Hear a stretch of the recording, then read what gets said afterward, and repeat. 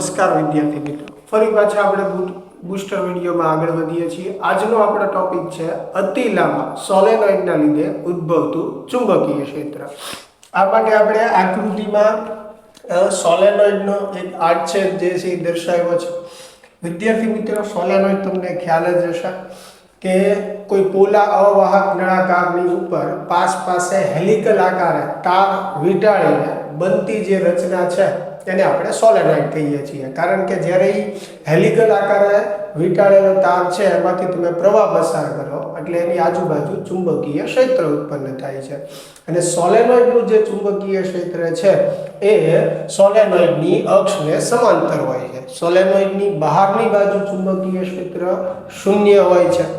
જેમ રિંગના કેસમાં ચુંબકીય ક્ષેત્ર જે છે એ આપણે કઈ રીતે મેળવતા તો કે પ્રવાહની દિશામાં આપણે આંગળીઓ વાળીએ એટલે અંગૂઠાની દિશામાં ચુંબકીય ક્ષેત્ર મળે। એટલે કે રિંગનું ચુંબકીય ક્ષેત્ર રિંગની અક્ષને સમાંતર હોય છે। એવી રીતે સોલેનોઇડ એટલે પાસે રાખેલી ઘણી બધી રિંગો થઈ, તો એ બધી રિંગનું ચુંબકીય ક્ષેત્ર પણ ક્યાં આવશે? એની અક્ષને સમાંતર જ આવશે। એટલે બહારની બાજુ ચુંબકીય ક્ષેત્ર સોલેનોઇડના કેસમાં કેવું હોય છે? શૂન્ય હોય છે। હવે અહીંયા આપણે આડછેદ દર્શાવેલો છે, આ જે છે એના પર વીંટાળેલા તાર દર્શાવે છે, બરાબર।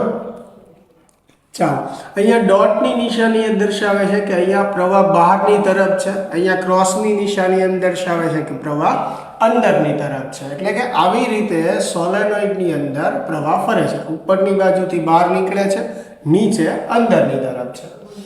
આ જે છે એ સોલેનોઇડની અક્ષ છે, બરાબર। તો આ સોલેનોઇડના લીધે ઉદ્ભવતું ચુંબકીય ક્ષેત્ર મેળવવા માટે આપણે અહીંયા એક લૂપ ધ્યાનમાં લીધી છે, ABCD।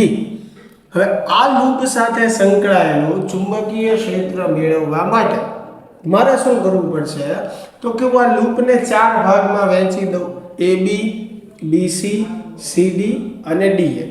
એટલે આ સમગ્ર લૂપ જે છે એની સાથે સંકળાયેલું ચુંબકીય પ્રેરણ મેળવવા માટે મારે શું કરવું પડશે તો કે AB જે છે એનું પ્રેરણ મારે મેળવવું પડશે, BC વિભાગનું પ્રેરણ જે છે એ મેળવવું પડશે, એવી જ રીતે CD વિભાગનું પ્રેરણ મારે મેળવવું પડશે અને એવી જ રીતે DA વિભાગનું મારે પ્રેરણ મેળવવું પડશે।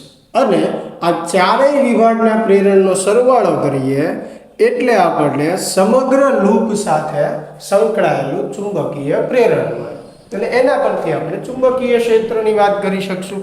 ચાલો, તો સૌથી પહેલા આપણે વાત કરીએ DC અથવા CD વિભાગની જે સોલેનોઇડની બહાર છે। તો સોલેનોઇડની બહાર હમણાં જ આપણે વાત કરી ચુંબકીય ક્ષેત્ર કેવું હોય? શૂન્ય હોય। એટલે આ ભાગ જે છે એ તો પદમાંથી નીકળી જશે કારણ કે એનો જવાબ શું થશે? શૂન્ય। એની સાથે સંકળાયેલું ચુંબકીય પ્રેરણ શૂન્ય થશે એટલે એ જતું રહેશે। ચાલો, એવી જ રીતે BC અને DA જે છે એ બંને સોલેનોઇડની અક્ષને જે છે એ કેવા છે? લંબ છે। હવે જો ડોટ દૂર કરો તમે તો આપણે શું મૂકી શકીએ? cos theta. લંબ હોય તો થીટા કેટલો થશે? 90 નો। cos 90 ની કિંમત કેટલી થશે? 0। એટલે આ પદ જે છે એનો જવાબ પણ 0 થશે। એટલે DA વિભાગ માટે પણ પ્રેરણ 0 થશે। એવી રીતે BC વિભાગ માટે પણ પ્રેરણ જે છે એ શું થશે? 0 થશે। તો આ ત્રણેય પદ જે છે એ શું થશે? 0। તો આ લૂપ સાથે સંકળાયેલું કુલ ચુંબકીય પ્રેરણ એ AB વિભાગ સાથે સંકળાયેલા પ્રેરણ જેટલું થશે। એટલે કે AB વિભાગનું પ્રેરણ એ જ કે સમગ્ર લૂપનું પ્રેરણ થશે। તો હવે અલગથી આપણે AB એવું લખશું નહીં, આપણને ખ્યાલ આવી ગયો કે ભાઈ AB વિભાગનું પ્રેરણ એ તે સમગ્ર લૂપનું પ્રેરણ છે। ચાલો, અને AB વિભાગ જે છે એ તમે જોઈ શકો અક્ષને સમાંતર છે એટલે ખૂણો જે છે 0 થાય, cos 0 શું થશે? 1। એટલે એવી રીતે પણ તમે સમજી શકો કે આનો કંઈક આપણને જવાબ મળશે। તો સમગ્ર લૂપ સાથે સંકળાયેલું જે પ્રેરણ છે, બરોબર, એ AB વિભાગ જેટલું થશે। અને આ પ્રેરણનું સૂત્ર એમ્પિયરના સર્કિટલ નિયમ મુજબ સંકલન B.dl બરાબર શું થશે? મ્યુ 0 સિગ્મા આઈ. સિગ્મા આઈ એટલે એમાંથી પસાર થતો કુલ પ્રવાહ.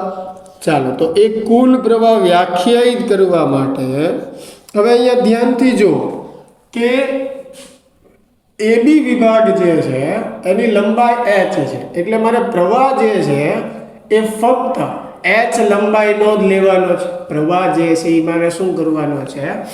h લંબાઈનો જ લેવાનો છે. તો ધારી લો કે ધારો કે આ સોલેનોઇડમાં એકમ લંબાઈ દીઠ આટાની સંખ્યા સ્મોલ n છે. સ્મોલ n શું દર્શાવે છે? એકમ લંબાઈ દીઠ આટાની સંખ્યા. તો હવે h લંબાઈમાં કેટલા આટા થાય? તો કે n ગુણ્યા h થશે.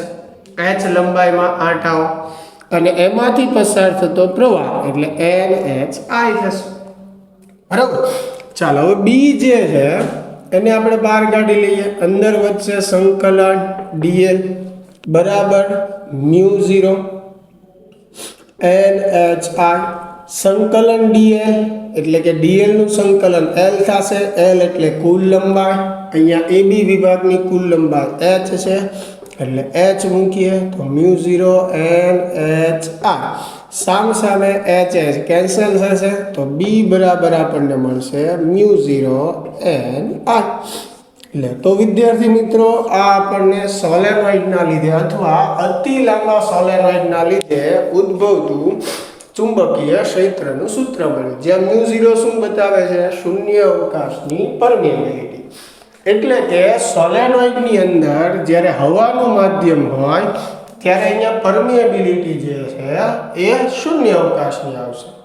પણ જો સોલેનોઇડની અંદર લોખંડ ભરી દેવામાં આવે તો આ જ સૂત્રમાં અહીંયા પરમિએબિલિટી લોખંડની આવે. એટલે આ સૂત્ર જે છે એ આપણે મ્યુ 0 ની બદલે શું લખવું પડે? Mu NI.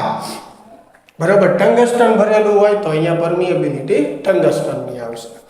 તો આશા છે મિત્રો આ વ્યવસ્થિત તમને સમજાણ્યું હશે. મળીએ હવે નેક્સ્ટ વિડિયો લેક્ચરમાં. Thank you.